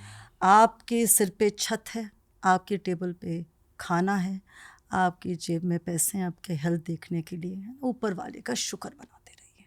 और आपके पास एक साथी है, पार्टनर है जो आपसे प्यार करता है या करती है, उसे वैल्यू करिए, उसको ग्रांटेड मत लीजिए। पता है ये जेनजी टर्म्स में इसे डिजिटल डेटिंग कहते हैं। हाँ, डिजिटल डेटिंग कह लीजिए, आप जो मर्जी कह लीजिए, मगर ये जो डिजिटल डेटिंग है वो फिर डिजिट्स में ही रह जाती है ना, वो फिर वहीं रह जाती है, उसी इकोसिस्टम में ही रह जाती है। अब कह रहे थे कि बहुत सारे सोशल मीडिया इन्फ्लुएंसर्स आपके पास आते हैं फॉर साइकोथेरेपी। बेसिकली दुख है रिलेशनशिप्स को लेकर, और वही रिलेशनशिप्स को सोशल मीडिया पे पब्लिसाइज कर रहे हैं कि ये देखो ये मेरी परफेक्ट रिलेशनशिप है। बट कोई भी रिलेशनशिप परफेक्ट नहीं होती, कोई नहीं हो सकती। आपने कभी किसी को रोते हुए देखा है फोटो खिंचवा के रिलेशनशिप पे? हर कोई दिखा रहा है वाई बी वाई, चाहे घर में क्या हो रहा है वो मुझसे पूछिए। What is the downside that people don't understand about publicising your relationship? See publicising relationship, मुझे मानना है कि आप बहुत ही एक ज़्यादातर प्रिटेंशियस लाइफ लीड कर रहे होते हैं, क्योंकि आपके दोस्त भी तो आपको मिल रहे होते हैं, उन्हें तो पता है ना आपकी ज़िंदगी में क्या चल रहा है, आप फिर क्या डाल रहे हैं उधर। आप अपने आप को धोखा दे रहे हैं या लोगों को धोखा दे रहे हैं या किसको धोखा दे रहे हैं। ये आप जितना वनरेबल होंगे कि भाई चीज़ें नहीं सही चल रही, उसको ठीक करते हैं, है ना, बजाय कि आप प्रिटेंशियस ज़िंदगी दिखा रहे हैं, चश्मा आपका नहीं है, कार आपकी नहीं है ना, उसको दिखा के आपको क्या मिलेगा, किससे कंपटीशन कर रहे हैं आप, है ना। हर जगह आपने सेल्फी ही लेनी है, आप किसी और को कहिए ना आपकी फ़ोटो खींचे तो उसकी भी तो मेमोरी होगी कि किसने मेरी फ़ोटो खींची थी। मतलब मैं कहीं भी जाती हूँ मुझे सिर्फ लगता है कि लोग इतना इन्वॉल्व हैं फ़ोटो खींचने में, या मैं ट्रेडिशनल हूँ, मेरे को तो सारे वो सारे मंज़र याद हैं ट्रेन में जो मैंने देखे थे, या मैंने जो माउंटेन्स पे चढ़ी थी, या पिकनिक, मेरे को तो कुछ नहीं भूला, मुझे तो फ़ोटो देखने की ज़रूरत नहीं है, क्योंकि इट्स लाइक अगर आप अपनी क्लास में अटेंशन ना पे करें तो फिर आपको ट्यूशन लेनी पड़ती है ना। अगर आप किसी सिचुएशन में हो, किसी इवेंट में हो, किसी ट्रैवल में हो, आप उसमें इमर्स कर जाइए बिल्कुल, और उसको सेल्फ अवेयरली माइंडफुलनेस में आके उस चीज़ को देखिए, तो आप इस ज़िंदगी में भूलेंगे ही नहीं। आप वो कहते हैं अच्छा ये फ़ोटो ले लूँ, वो फ़ोटो मैं घर जाके, कौन घर जाके देखता है? कभी आपने नोट्स जो ड्रॉअर में डाले हैं क्लास के कभी देखे हैं? नहीं। तो मेरे को ये है कि ये कई लोग तो इंस्टाग्राम से ऑफ ही चले गए इस वजह से। आई थिंक इट्स हेल्दी। वो डिटॉक्स होना भी ज़रूरी है, और डिटॉक्स होइए, बट ये आपके ऊपर भी है कि आप क्या ले रहे हैं और आप कौन सी कंटेंट देख रहे हैं। मेरा तो मानना है, मैंने तो बहुत कुछ सीखा है सोशल मीडिया से, यूट्यूब से, इतने हैक सीखे हैं, इतना मैं ग्रो करी हूँ, क्योंकि हर कोई के पास अपनी एक स्किल है, एबिलिटी है, कोई ना कोई आपको कुछ सिखाया जाता है। और मेरे लिए जो कुछ कोई सिखा दिया, कुछ भी मैंने सीखा, वो मेरा गुरु है। I believe in that. तो मेरे ख्याल से रिलेशनशिप्स में भी आप ये भी तो देखिए कि कितनी बढ़िया रिलेशनशिप्स चल रही हैं, और इतनी सिंप्लिसिटी में इतनी ब्यूटी है ना, एज लॉन्ग एज वो जो दिल में खुशी होनी चाहिए। और कई बच्चे उस तरफ जा रहे हैं, ऐसी बात नहीं है, कई यंगस्टर्स जा रहे हैं कि we will do things simply, we will do it for not for the sake of doing it, हम करेंगे क्योंकि हमें ये ठीक लग रहा है।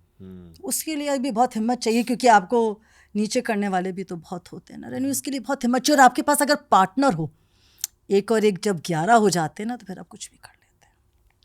ये लेसन ना मैंने लाइफ में बहुत लेट सीखा, एंड आई थिंक जेन ज़ी को और जल्दी सीखना चाहिए than our generation. But privacy में बहुत पावर होता है, बहुत पावर होता है, उसकी एक मिस्ट्री और होती है, उसका एक चार्म ही और होता है। Protects you, protects your heart and keeps you safe. हर इंसान सेफ रहना चाहता है, सेफ रहना चाहता है इंटरनली, इंटरनली सेफ रहना चाहता है। तो आप मेरे को नहीं देखेंगे कोई पर्सनल जगह पे कहीं। मैं आई थिंक वेरी रेयरली मैं पॉडकास्ट पे भी आती हूँ, क्योंकि मैं सिर्फ अपने क्लिनिक में बस अपना काम करना चाहती हूँ, बाकी is a consequence of that. Ma'am प्यार क्या होता है?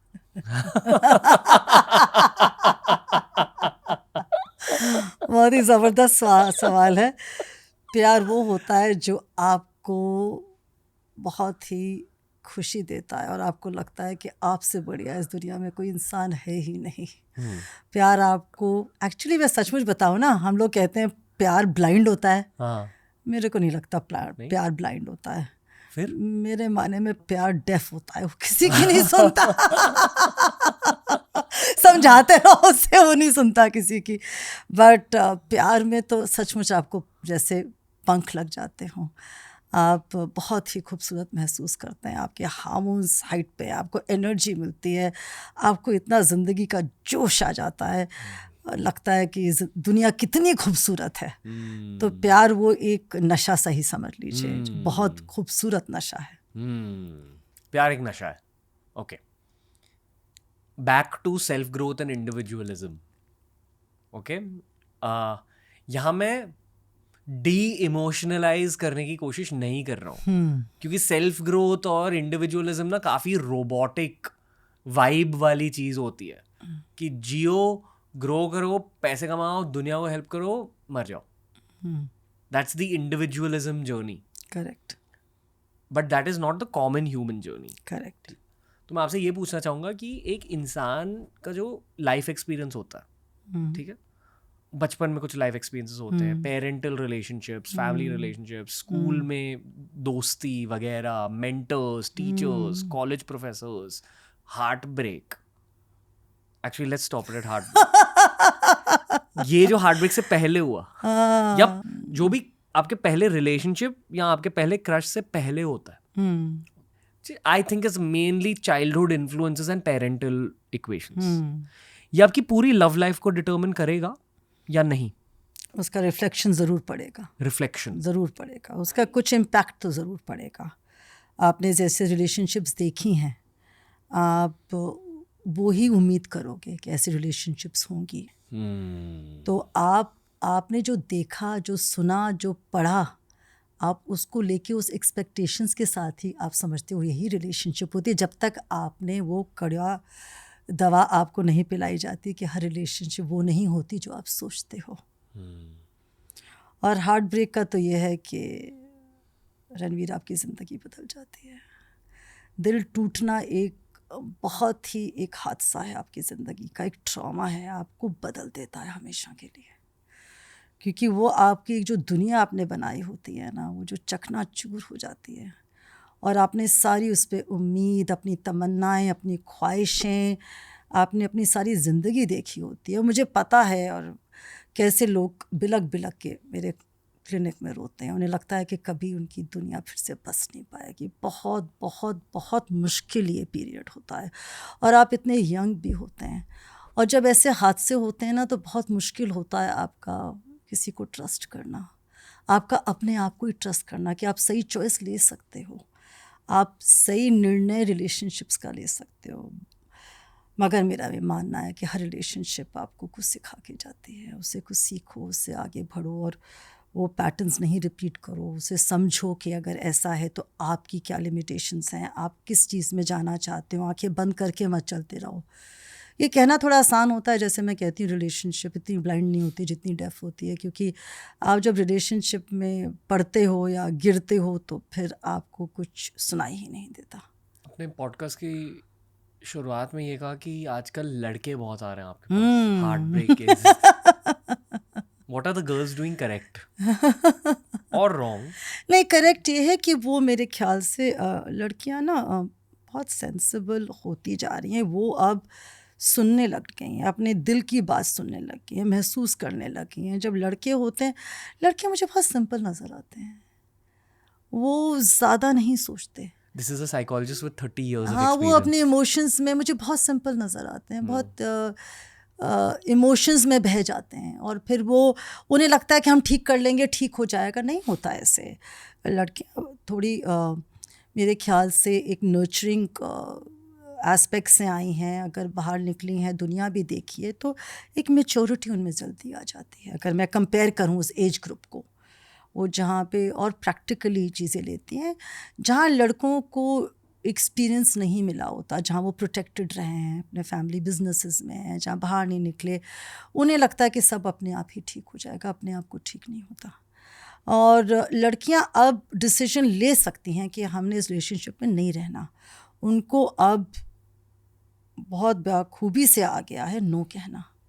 सो अगर you don't say yes when you want to say no, आपने बहुत बड़ा गुरु मंत्र सीख लिया है, क्योंकि आप फिर उस रिलेशनशिप को टॉक्सिक नहीं कर रहे हैं।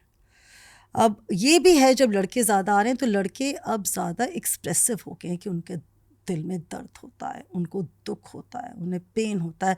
नहीं तो ट्रेडिशनली हमने देखा ही नहीं कभी कोई लड़का आंसू बहाए, क्योंकि लड़के नहीं आंसू बहाते, लड़कों को नहीं बैड फील होना चाहिए। बहुत लड़कियाँ आएंगी, बहुत लड़कियाँ जाएंगी, इन्होंने ऐसे सुना है, मगर वो हकीकत नहीं है। लड़के भी उतना ही महसूस करते हैं, उतने ही सेंसिटिव होते हैं, उतने ही इमोशनल होते हैं। कई जगह पे तो मुझे लड़के ज़्यादा इमोशनल नज़र आए हैं एज कपल्स में, बहुत सेंसिटिव नज़र आए हैं, बहुत पैशनेट नज़र आए हैं, क्योंकि उनकी फेमिनिन एनर्जी काफ़ी स्ट्रॉन्ग है, वो बहुत नर्चरिंग है। वो घर में बहुत सारे, आप देखिए, हाउस हस्बैंड्स बनने लग गए हैं। ये अब रोज़ जो हम रिवर्स भी कर रहे हैं, तो मेरा ये मानना है कि अब लड़के अब थोड़ा एक्सप्रेस करने लगे हैं कि उनको भी दर्द होता है। आई थिंक यहाँ हमें मैस्कुलिन एनर्जी और फेमिनिन एनर्जी की बात करनी चाहिए, क्योंकि स्पिरिचुअली स्पीकिंग अगेन, और ये भी मैंने शो के थ्रू जाना है, जितने भी मंक्स आए उन सारों ने इस चीज़ पर थोड़ी सी बात करी है कि हर इंसान का कर्तव्य ये होना चाहिए कि अंदर की मैस्कुलिन एनर्जी और फेमिनिन एनर्जी को बैलेंस करे। बट इशू ये है कि if you are a guy in the modern day, you try reaching too far into the feminine sometimes, and if you're a girl in the modern day, you try reaching too far into the masculine. वहीं तो roles का समझ नहीं आता कि what are the boundaries समझनी ज़रूरी है ना, कि आप इतना भी फेमिनिन एनर्जी में नहीं चले जाएं जहां आप बिल्कुल भूल जाएं कि आपका role as a caretaker क्या है। केयर टेकर एक आदमी भी हो सकता है, एक औरत भी हो सकती है, मगर जब मैंने कहा ना स्ट्रेंथ को लेके या स्टैमिना को लेके, उन चीज़ों को लेके, एक केयर टेकर का रोल ज़रूरी है समझना, एक प्रोटेक्ट करने का रोल ज़रूरी है समझना। लड़की को एक चीज़ ही चाहिए, एक सिक्योरिटी चाहिए, है ना, a sense of security and safety, जहाँ लड़कों का अभी भी है कि भाई हमें रिस्पेक्ट चाहिए। देखिए, बहुत फ़र्क पड़ जाता है आपकी इन्वायरमेंट से, नेचर वर्सेस नर्चर।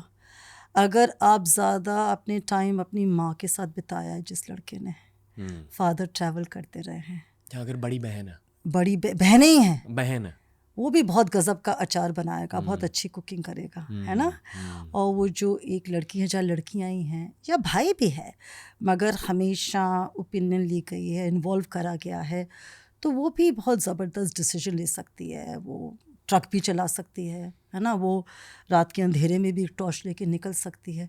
तो आपकी एक इन्वायरमेंट का बहुत फ़र्क पड़ता है, आपकी एनर्जी कितनी वो सप्रेस करे या कितनी उसको उभारे। वो आपका सही है मानना कि एक हम रोल के साथ आए, मगर एक इन्वायरमेंट का भी बहुत फ़र्क पड़ता है। कहीं ऐसे भी फैमिलीज़ हैं जो अगर 3 बेटियां हैं तो कहते हैं ये हमारा बेटा है, बॉयकट करवा दिए, उसकी फिर आते वैसी बन जाती हैं, एक्सपेक्टेशंस वैसी होती हैं।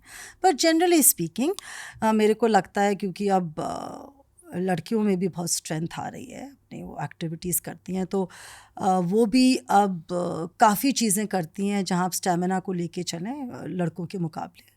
आई am not talking strength as in kilos, but बहुत मेंटल स्ट्रेंथ बहुत है लड़कियों में। I think ma'am the goal of life spiritually speaking is, अगर आपकी मेल बॉडी है ट्राई एडिंग फीमेल ट्रेट्स, अगर आपकी फीमेल बॉडी है try adding male traits, basically masculine feminine को बैलेंस करना। But the issue is when you choose to only have masculine traits as a guy or only have feminine traits as a girl, yeah, the issue can also be कि if you reach too far in the other direction, extremes. हाँ. एक balance तो spirituality का क्या होता है, एक centre करना अपने आप को, एक बैलेंस करना। ये जो मेडिटेशन है या आप धार्मिक किताबें पढ़ते हैं या आप ऐसे सत्संग में जाते हैं, तो आपको वही सिखाता है ना कि आप बैलेंस रखिए। Sorry to interrupt, but I'm setting context, ma'am. Context और सवाल भी यही है, क्योंकि ये भी एक जेंजी ओरिएंटेड चैप्टर है जो मैं खोलने जा रहा हूँ। It's about these imbalance gender roles in society today. Boys have complaints with girls, girls have complaints with boys. But ये इसलिए हो रहा है क्योंकि गर्ल्स बहुत ज़्यादा मैस्कुलिन बनने की कोशिश कर रहे हैं और बॉयज़ बहुत ज़्यादा फेमिनिन बनने की कोशिश कर रहे हैं। एक करेक्शन की ज़रूरत है from a societal standard. But ये इसलिए हो रहा है क्योंकि पिछले 1000 सालों के लिए जेंडर रोल्स बहुत स्टिफ रहे हैं, दुनिया भर बाउंड्रीज बहुत स्ट्रॉन्ग थी, अब ब्लर कर गई हैं। हाँ, तो कभी कभी हम ही भूल जाते हैं। बट वो करेक्शन करने के टाइम ना sometimes things go too far in the process of correction. मैं मानता हूँ कि आने वाले 15, 20, 30 सालों में ये करेक्शन हो जाएगी ऐसे कॉन्वर्सेशंस के। ज़रूरी है, तभी तो आप ऐसी कॉन्वर्सेशंस कर रहे हैं, अवेयरनेस लाने के लिए, इन्फॉर्मेशन देने के लिए। तो ये बताइए again as a psychologist with 30 years of experience, ये जो इम्बैलेंस जेंडर रोल्स हैं causes mental health issues? Absolutely, क्योंकि आप उस चीज़ को स्ट्रेच कर रहे हैं जो आपका एक्चुअली इंटरनली वो चीज़ है नहीं। आप अपनी एक जो इंटीमेट बाउंड्री अपनी है उसको क्रॉस कर रहे हैं, तो वो अफेक्ट करेगा आपका मेंटल इमोशनल हेल्थ, और फिर आप ज़्यादा कन्फ्यूजन में ही रहेंगे। Would you say कि the first step is learning about the other side? Yes, learning about the other side. Second step is being self-aware. Absolutely. Where have you reached in that Where game? have you reached? And then to be having that conversation, to be mindful कि आप देखें कि आप वो boundaries cross ना करें। तो वो आपको जो बाउंड्रीज हैं उस पे नज़र रखनी चाहिए हमेशा। Okay. बॉयज़ के लिए क्या एडवाइस है और उसके बाद आप गर्ल्स के लिए भी एडवाइस दीजिए। Let's start with a boy who is hyper masculine, जिसके सिर्फ भाई है, घर पे बहुत कम फेमिनिन प्रेजेंसेस रहे हैं। वो किस तरह का कंटेंट कंज्यूम करते हैं? Sports, military, you know may be political, like just very masculine, और बड़ी ऊंची आवाज़ में बातें होती हैं ना। उधर तो बहुत ज़रूरी है सेंसिटिविटी लाना, क्योंकि उधर जो भी लड़की आएगी उसके लिए बहुत मुश्किल हो जाएगा एडजस्ट करना, इतना डोमिनेशन में, इतना कंट्रोल में, इतना एक यू नो स्ट्रॉन्ग अपना जो है एक डिसिप्लिन में। तो उसके लिए तो मेरा मानना है कि आप जेन्युइनली कोई मिक्स्ड गेम्स खेलें, मिक्स ग्रुप्स में आएँ और आप समझेंगे, टीम वर्क में आएंगे जैसे मिक्स्ड होते हैं, चाहे वो डांस हो, चाहे म्यूज़िक हो, चाहे आर्ट हो, चाहे क्राफ्ट हो, वो आप उसको अपनी स्किल्स इम्प्रूव करिए। क्योंकि आधा टाइम आपके अगर घर में बहन नहीं है तो आपको कई चीज़ें समझ में ही नहीं आएंगी कि ये कैसे महसूस कर सकती है। फादर ने अगर रिस्पेक्ट नहीं करी फॉर एग्जाम्पल, तो आपको समझ में नहीं आएगा कि रिस्पेक्ट होता क्या है। और पता है, अगर आप मेंटली स्पीकिंग इस पार्ट ऑफ द स्पेक्ट्रम पे हो जहाँ बहुत ज़्यादा मैस्कुलिन हो, इसकी सबसे बड़ी डाउनसाइड ये होती है कि आप अक्सर ना गर्ल्स को ज़्यादा सेक्सुअलाइज कर लेते हो, बहुत ज़्यादा करते हो, आपको उसके सिवा कुछ दिखता ही नहीं है, और आपको लगता है वो किसी चीज़ के लिए केपेबल भी नहीं है, वो कमज़ोर हैं, वो मतलब कैपेबिलिटीज़ किसी चीज़ के नहीं है, उनकी हर चीज़ को आप ट्रिवलाइज़ करते हो, उनकी हर ख्वाहिशों को ट्रिवलाइज़ करते हो। अगर वो काम करना चाहें तो क्या ज़रूरत है काम करने की, कुछ पढ़ना चाहें तो क्यों पढ़ना है। तो वो एक्चुअली उनकी फॉल्ट नहीं है, क्योंकि वो एक्सपोजर्स ही नहीं मिले उन्हें। जी। तो ज़रूरी है कि आप, अगर आपके घर में नहीं है तो आपकी कोई अगर कज़न सिस्टर्स हैं या कोई आपके, तो आप उनके साथ थोड़ा बातचीत करिए, समझिए सेंसिटिविटीज़। और क्योंकि आप किसी लड़की को अपरूट करके ला रहे हैं, ये तो बेसिक फंडामेंटल अंडरस्टैंडिंग चाहिए जी। है ना। और जिस घर में लड़कियां ही होती हैं, उन्होंने भाई नहीं देखे होते, वो फिर वो रोल डॉन कर लेती हैं कि हर चीज़ लड़के को बात नहीं करने देंगी, वो डिसीजन नहीं लेने देंगी, क्योंकि उनको खुद ही आदत है डिसीजन लेने की।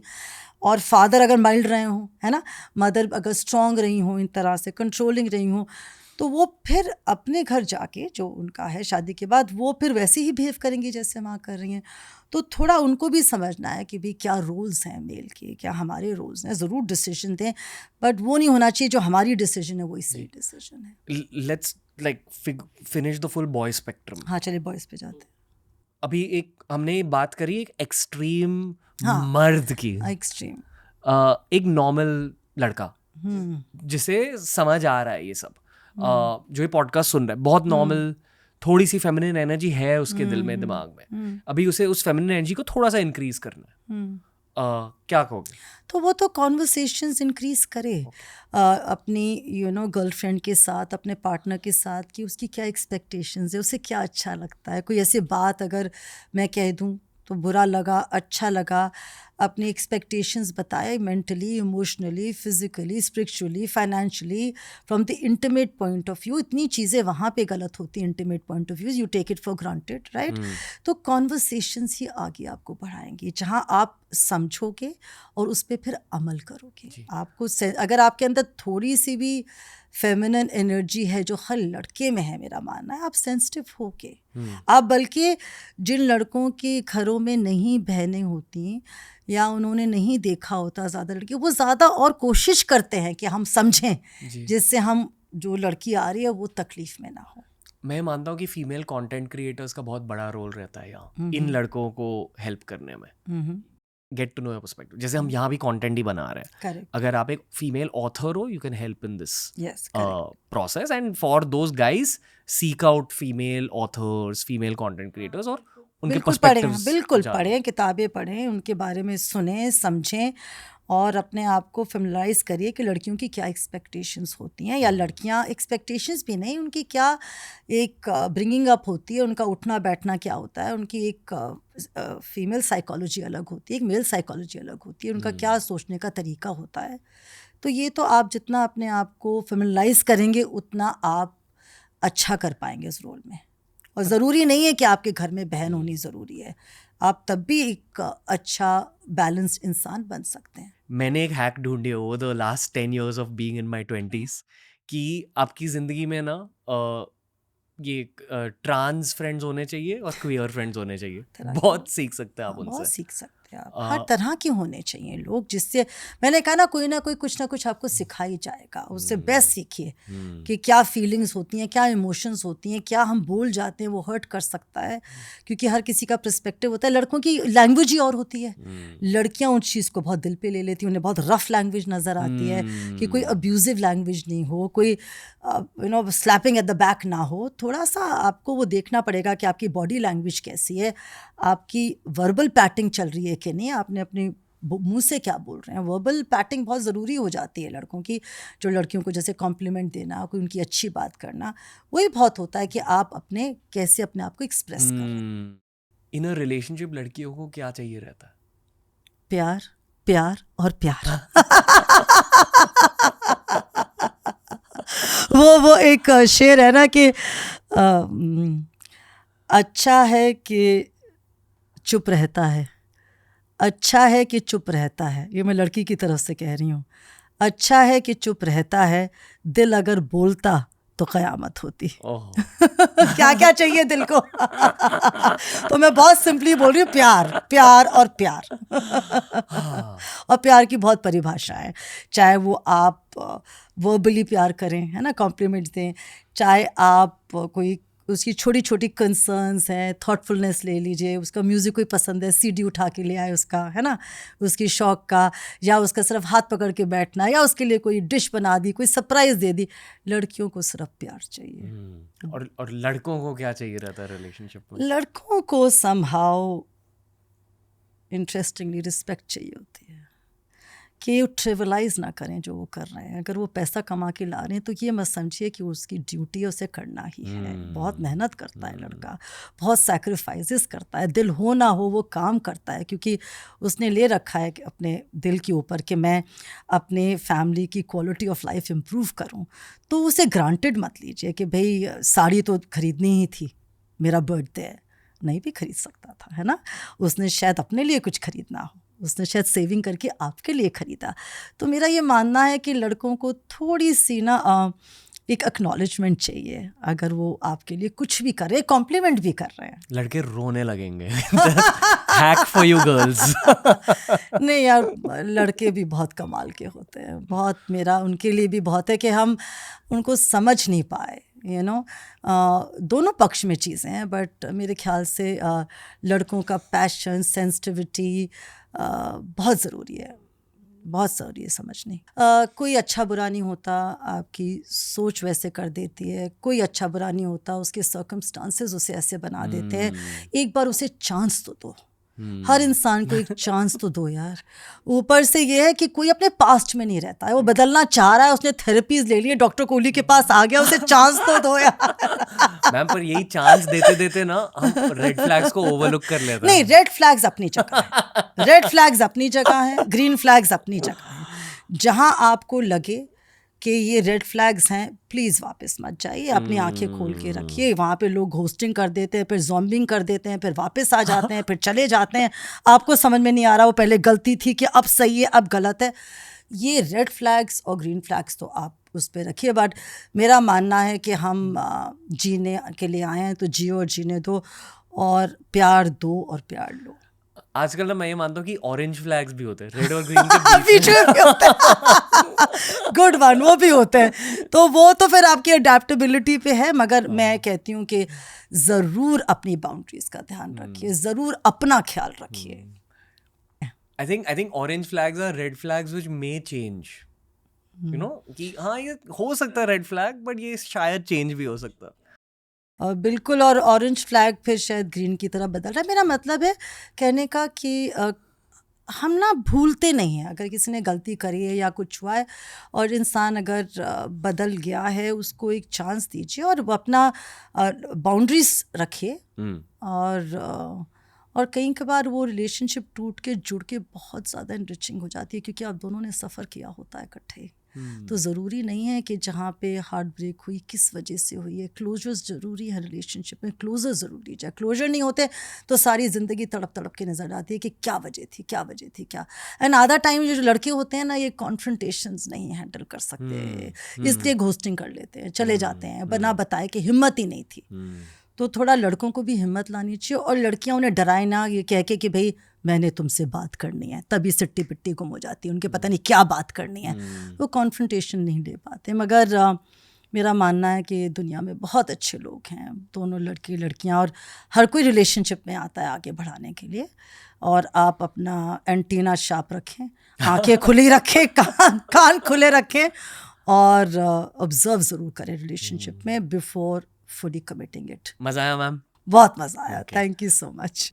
आई hope it was worth your while. अरे डॉक्टर कोहली, थैंक यू, मजा आ गया। Again as I kept telling you throughout the day कि ये आपके 30 सालों का एक्सपीरियंस है जो बात कर रहा है। Thank you so much. You know हर कोई प्यार को लेकर, लाइफ को लेकर बहुत ज्ञान देता है, बट आई जेन्युइनली बिलीव कि साइकोलॉजिस्ट के पास वो लाइसेंस रहता है, because they've seen life from a very different emotional perspective. तो अगर इमोशंस के बारे में ज्यादा सीखना है तो साइकोलॉजिस्ट की बात सुनो। सही बात। Thank you, thank you, God bless you. तो दोस्तों ये था आज का पॉडकास्ट। मैं सोच रहा हूँ कि मेंटल हेल्थ, इमोशनल स्टेबिलिटी एक ऐसा सब्जेक्ट है जो हम बहुत ज़्यादा ब्रेक डाउन कर सकते हैं। बताइए ये एपिसोड कैसा लगा। Send in guest suggestions related to mental health and emotional health. I feel कि साइकोलॉजिस्ट्स की अहमियत अब पता चल रही है भारतीय समाज को, We need to have more of these conversations. It's all about timing when it comes to love. अगर आप single हो, there will be a moment where a relationship will visit your life. Remember, अगर आप single हो, it's just about the right chapter in your life. बस self improvement पर focus कीजिए. Have faith in the process and in the journey. And अगर आप एक relationship में हो, my opinion is that everyone needs to strive to be the best possible partner for their partner. TRS will be back with a lot of deep episodes very soon.